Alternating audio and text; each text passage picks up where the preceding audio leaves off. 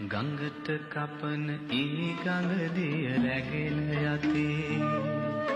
සැපට වැඩුණු කය පොළොවට දිරා යතේ අපට නොවේ බඹුටත් මරු ළඟා වෙතේ පිනට දුන්නු දේ පමණක් ඉතුරු වෙතේ